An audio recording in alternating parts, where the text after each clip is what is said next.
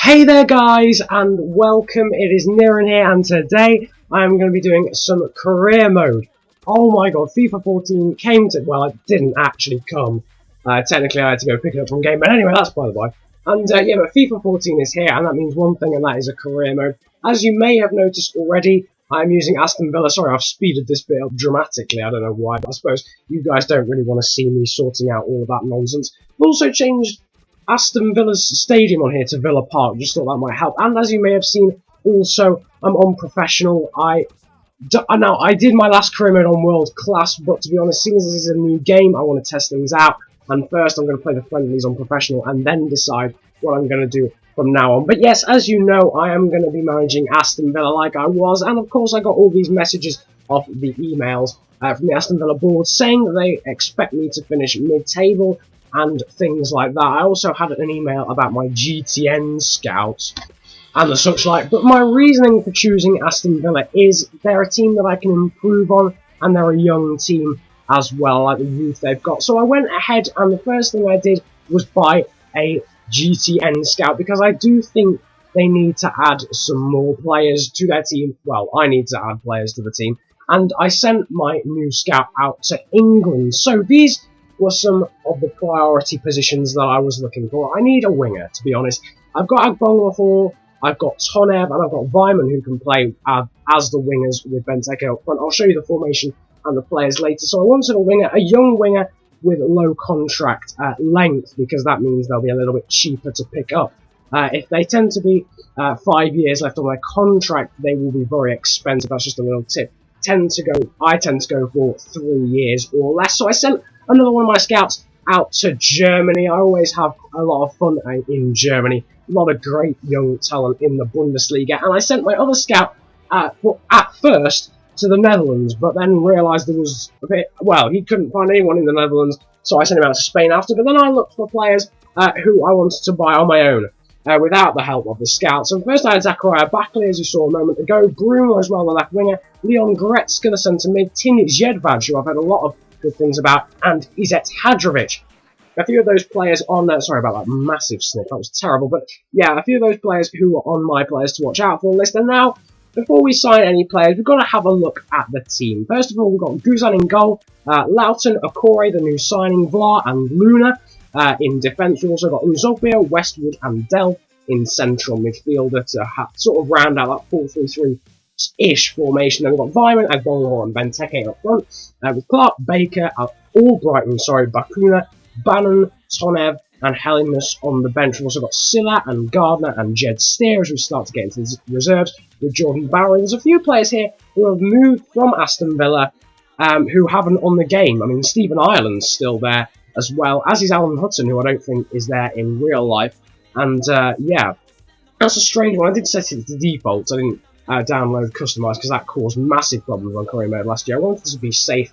But for those who are interested, this is what a scout report looks like. For those who haven't got the game maybe yet, this is what a scout report looks like from your is it GTN scouts? I can never remember the order. But here, this is the scout that I sent to England. He brought me back this guy from Reading, Jordan Abita, who looked pretty tasty, to be honest. 19-year-old left and mid. I was looking for a winger. He also brought me back Aaron Ramsey, which was interesting because I know his stat isn't that high. You would expect it to be with the form he's been in lately, but they sort of decided the stats a long time before he started playing very well. We've also got Jordan Henderson, Kazenga Lualua, and Sung Yun Ki amongst the others. We also got an offer here for Gabriel Agbonlahor later on. That was about a few days after what I just showed you. And I decided to counter offer for £5 million. They only offered me £2 million, and his value was only £1.6 million on this game. I also got an offer for Christian Benteke from Parma, but I just straight up rejected that. Christian Benteke is going nowhere in this transfer window. They only offered £7 million, and they are not going to get him for £7 million. Also, these were the results of my German trip. We had Marko Arnautovic there, who I signed in my last Aston Villa career mode. Marcus Mendler there, Giulio Donati, and Alexander Esvine, just to name a few. You can go back and pause some of the other ones if you wish. I also then had a look for some more centre mids there, Mateo Kovacic and Clement Grenier, before deciding on this guy. Now, I say deciding, I haven't actually signed him at this point, but Marco van Ginkel was available for loan, so I decided to go ahead and make a full season loan bid. But now we get into the action. 5 minutes into the video, I apologise for that, but there was a lot of transfer action going on. This is the first friendly of the season. We are against FC Sochaux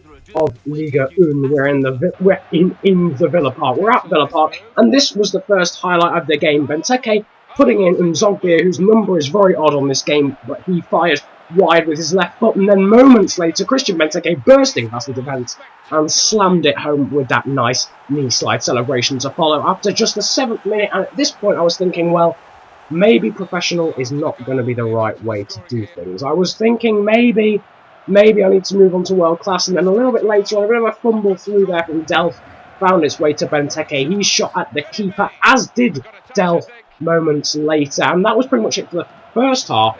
Then Sochaux came back absolutely flying. A great finish there after a bit of a mix-up in my defence. Bukhari with one heck of a volleyed finish. I don't have a replay, unfortunately, of it, but you can go back and watch it again if you wish. But yeah, and Sochaux were just dominating me. They were, they were stronger than my defenders. They were just bullying my defence out of the way. But then, against the run of play, honestly, I was getting a bit dominated. It's a bit embarrassing, to be honest, because it's only on professional. But Fabian Delph puts us back ahead with that nice finish past the Sochaux goalkeeper. That made it 2-1 on the hour mark. And then later on in the game, towards the end, Tonev there, putting in Agbonlahor. His shot was saved well by the goalkeeper, and that was it. It wasn't a very action-packed game, to be honest. It ended 2-1 there. Benteke getting man of the match, as you can see, because it looked at him specifically after. And yeah, that was our first game in charge of Aston Villa. Now, just before the game, I put in a few inquiries for some fullbacks, Nathaniel Klein and Dietmeier. Hamburg came back saying they wanted 3.3 million for Dietmeier, and Nathaniel Klein, Southampton wanted, I think, 5 million, was it, for him? Anyway, Marco van Ginkel's loan bid was accepted from Chelsea, but hang on, Jordi Alba, the guy, I know the scout only had 1-star judgment, for Pete's sake, but anyway, Marco van Ginkel is now an Aston Villa player, and the second friendly just after that finished 1-0 to Lazio. I did decide to sim this game because I was more focused on the signings that I would be making instead of playing the games at that point. The next game I decided to play, but there, just a moment ago, Kieran Clark was wondering if his place in the squad would be kept. I don't mind, actually. I like Kieran Clark, so he will be playing. He doesn't have to worry about that. But again, if you guys were wondering what the news hub looks like, this is it, with some transfers and the such like. But now, this is the decision I want you guys to make. I've made some bids for some wingers. Memphis Depay, Bruma, and a few others that you'll see momentarily. And I want you guys to tell me which one I should buy. I want like a little bit of an interactive note to the video. Is it Hadrovic was the third and Zachariah Bakley is to be the fourth? Now, obviously, you saw the transfer sums and the players involved and whoever your favourites are and the ages and the values and the such like. And yeah, based on that, which one would you sign? Just tell me in the comments section, and I will try and go with the general vote. So that pretty much ends it. I'll end it with the scout report of some players based in England. Don't forget to like and subscribe if you enjoyed this video. I'm hoping this is going to be one of the first career mode videos out there. Actually, this is the day, of course, FIFA came out. But it has been a pleasure ranting at you guys today. Like and subscribe again if you enjoyed. I've already said that. Comment about enjoying it if you enjoyed it that much. Have a good day. Enjoy yourselves. And goodbye. Injury lawyers for you. Injury lawyers for you. How many firms do I need for injuries at work? Just answer me that. Just answer me that.